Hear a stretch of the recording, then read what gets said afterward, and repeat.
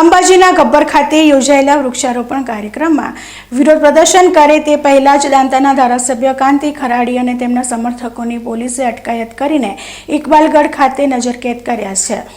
બનાસકાંઠાના અમીરગઢ પંથકમાંથી એક મોટા રાજકીય સમાચાર સામે આવ્યા છે। યાત્રાધામ અંબાજી સ્થિત ગબ્બર ખાતે વિધાનસભા અધ્યક્ષ શંકરભાઈ ચૌધરી અને રાજ્ય સરકારના મંત્રી પ્રવીણભાઈ માળીના હસ્તે રાજ્યકક્ષાનો વૃક્ષારોપણ કાર્યક્રમ યોજાયો હતો। આ કાર્યક્રમ દરમિયાન દાંતાના ધારાસભ્ય કાંતિ ખરાડી પોતાના સમર્થકો સાથે પહોંચીને વિરોધ પ્રદર્શન કરવાની યોજના બનાવી રહ્યા હતા।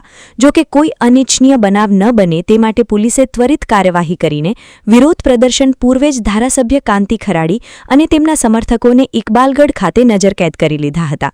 અટકાયત બાદ ધારાસભ્ય કાંતિ ખરાડીએ વન વિભાગ અને સરકાર સામે ગંભીર ભ્રષ્ટાચારના આક્ષેપો કર્યા હતા।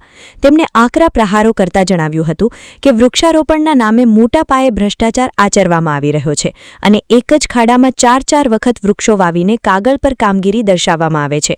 આ સાથે જ તેમણે ચીમકી ઉચ્ચારી હતી કે જો આવતીકાલે યોજાનારા હળાદના જિલ્લા કક્ષાના કાર્યક્રમમાં લોકશાહીના પ્રોટોકોલનું યોગ્ય પાલન કરવામાં નહીં આવે તો તેઓ ઉગ્ર વિરોધ પ્રદર્શન કરશે।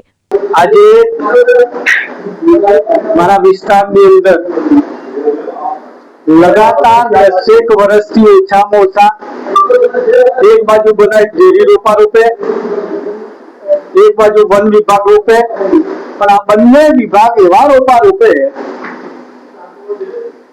के एक ज खाडानी अंदर 4 वखत रोपा रोपाय ने रोपा एक पण बार आवतो नथी। वन विभाग जे रोपा रोपा छे एक खाडामां ए अलग खर्चो पाडे, बनास डेरी जे रोपा रोपा छे ए पण अलग खर्चो पाडे અને ખર્ચો કેવો જે બનાસ ડેરીમાં જે પશુપાલકો છે એમને પૈસે સીટ બોલ બનાવીને આજુબાજુ પહાડોની અંદર સીટ બોલ નાખવામાં આવે। એ સીટ બોલની અંદર લગભગ તો બીજ પણ ન હોય ને વર્ષે એનો ખર્ચો 4 થી 5 કરોડ અને 10 કરોડ વન વિભાગ પાડે। આ બંને કરતા હતા બનાસ ડેરીના ચેરમેન અને वन विभागना राज्य कक्षाना मंत्री प्रवीणभाई माળી બંને ટેવાયેલા છે, ભ્રષ્ટાચારથી ભરાયેલા છે।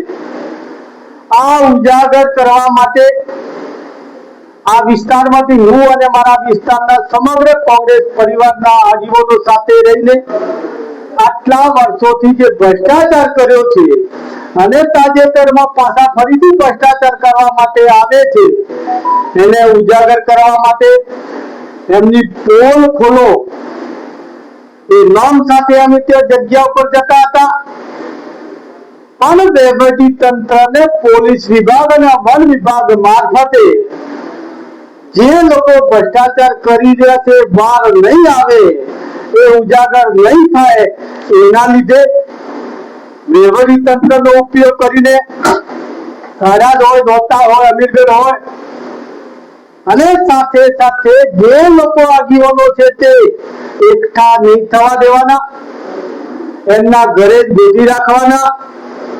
આ એક જાતનો લોકશાહીનો અત્યાચાર થઈ ગયો છે। ખોટું કરે ઉજાગર કરવાનો એમનો અધિકાર છે પણ આ લોકો ભ્રષ્ટાચારથી ભરાયેલા છે અને હાથે હાથે આ લોકો જે કરતા હતા છે એ લોકોનું ઉજાગર નહીં કરવા દેવાનું આ વહીવટી તંત્રને હાથો બનાવી રહ્યા છે। પણ અમે સાચી ચોકીને આ વિસ્તારની જનતા કહી રહી છે જે પહાડો અને ડુંગરોની અંદર જે કોઈ વૃક્ષો છે એ વૃક્ષો કુદરતી છે, એમના ઉછરેલા રોપા એક પણ નથી। હું બધાનામાં કહેવા માંગુ આટલા વર્ષોથી રોપા રોપ્યા, આટલા વર્ષોથી ખર્ચા પાડી રોપા રોપ્યા એ રોપા એમના ક્યાં ગયા? પણ એનું કારણ એ છે પશુપાલકોના સીટ બોલ બનાવવામાં આવે એમના જોડેથી અને સીટ બોલની અંદર બીજ નહીં નોખવાનું, ખાલી દેખાવ કરવાનો, જનતામાં ઉજાગર કરવાનું, એના સિવાય એ કરીને એમનો ભ્રષ્ટાચાર કરવા માટે બંધાયેલા છે। એટલે આજે જે રોપા છે કુદરતી છે, ઉપરથી અમે તો કહીએ છીએ આ ચોરી કરીને અમારા વિસ્તારમાંથી જઈ રહ્યા અને ચોરી એવી ચોરી કરે છે જે કુદરતી રોપા અને ઇમારતી રોપા છે એ ચોરી કરીને જઈ રહ્યા છે। બીજું રોપવાનું તો એક બાજુ મૂકો પણ ભ્રષ્ટાચાર કરવા, પૈસા ગ્રાન્ટ સરકારની લઈ લેવાની, ઇમારતી અહીંયા જે ઝાડવા છે કાપી લઈ જવાનો એટલે અમે એમ કહીએ છીએ અમે અહીંના વિસ્તારના જનતા છે ને એ જ વન વિભાગનું રક્ષણ છે, એ રક્ષણ કરી શકે છે અને વહીવટી તંત્ર અને વન વિભાગ આ બંને દેરી હોય કે આ ચોરી કઈ હોય ભ્રષ્ટાચાર કઈ જઈ રહ્યા છે અમે રોકવા માટે જઈ રહ્યા છે. જનતા જાણી રહી છે, જનતા જાગી ગઈ છે, પણ અમે એમ કહેવા માંગીએ છીએ કે આ ચોરી કરવી, ભ્રષ્ટાચાર કરવાનું આ બંધ કરો, આવા તાઇફા કરવાનું બંધ કરો.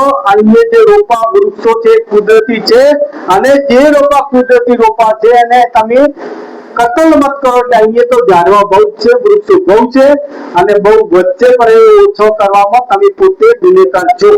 હાઈ પ્રોફાઇલ વૃક્ષારોપણ કાર્યક્રમ પૂર્વે ધારાસભ્યની અટકાયત અને તેમણે લગાવેલા ભ્રષ્ટાચારના સણસણતા આક્ષેપોને કારણે બનાસકાંઠાના રાજકારણમાં ગરમાવો આવી ગયો છે. Ramlal Meena, BK news channel, Amirgadh.